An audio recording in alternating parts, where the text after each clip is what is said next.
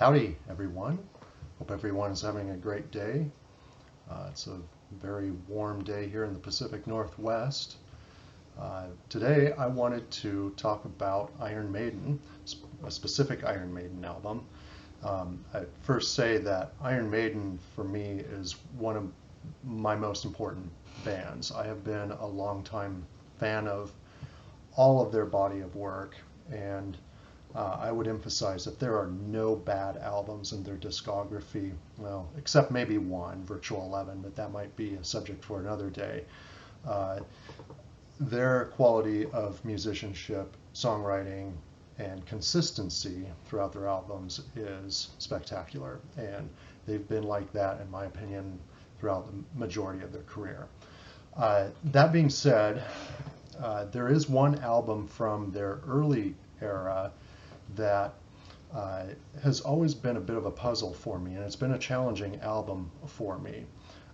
And I've often had this internal debate with myself as to why I find it more challenging than some of their other earlier albums. And the album I'm talking about is this one, Killers. Killers came out in 1981, and you might recall that this was the second and final album with their original singer, Paul Di'Anno.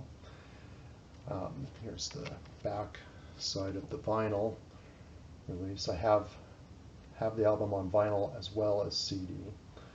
It's a good live shot of the group as well as individual photos. But yeah, Killers came out 1981. It was the second and final album with Paul Di'Anno as the lead vocalist. Soon afterwards, he was replaced by Bruce Dickinson, who was in the band Samson at the time.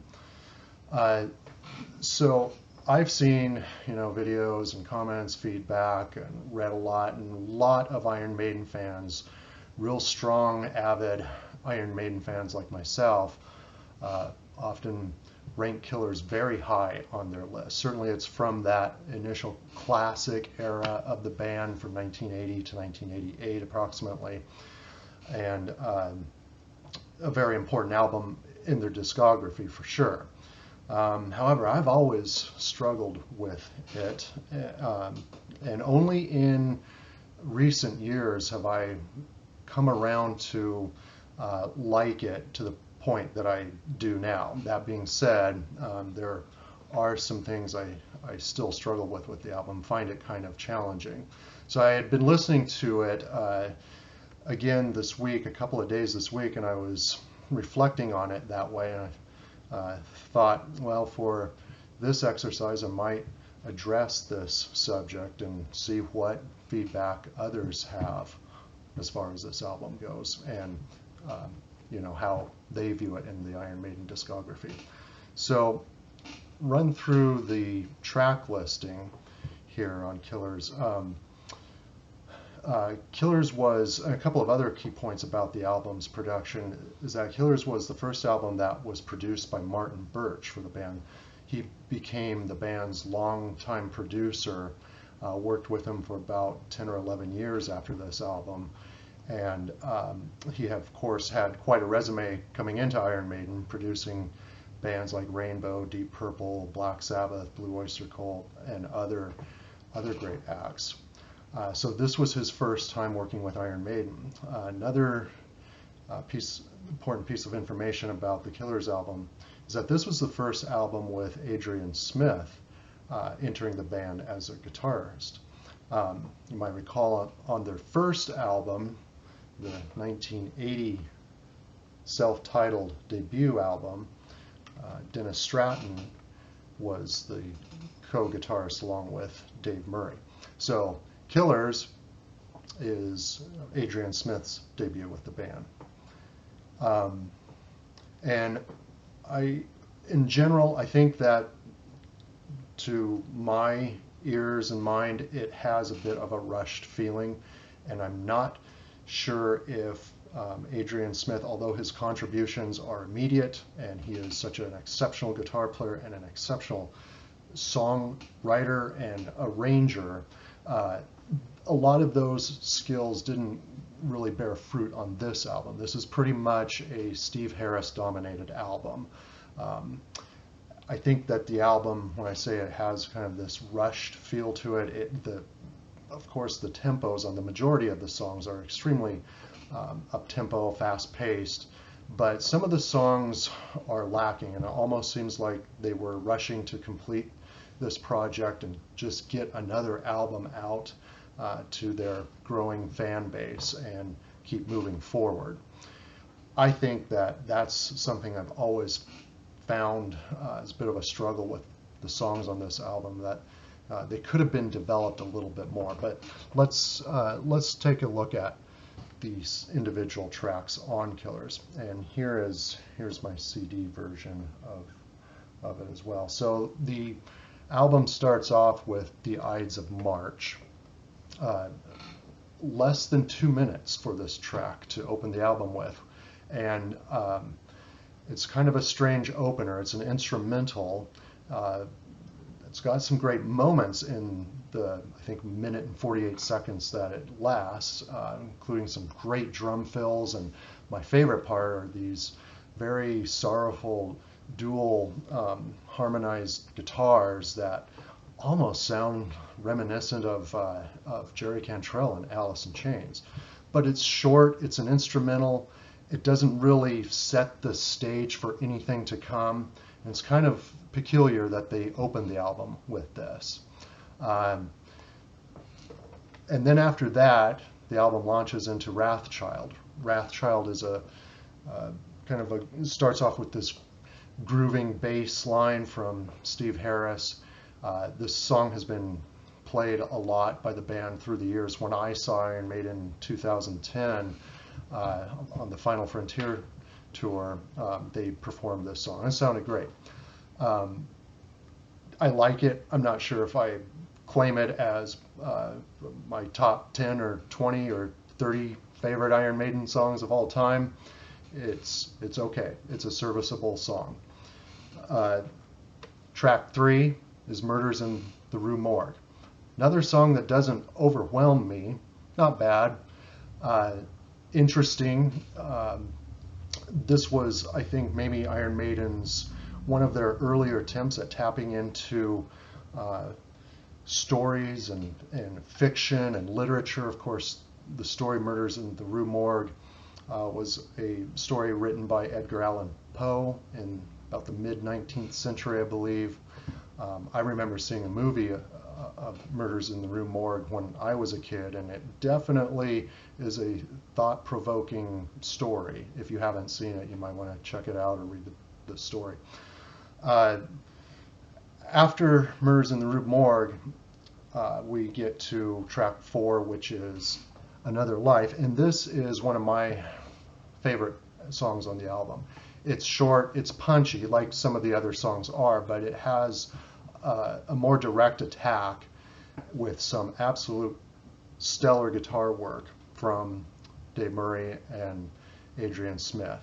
Really like that song. Then we get to track 5, which is Genghis Khan.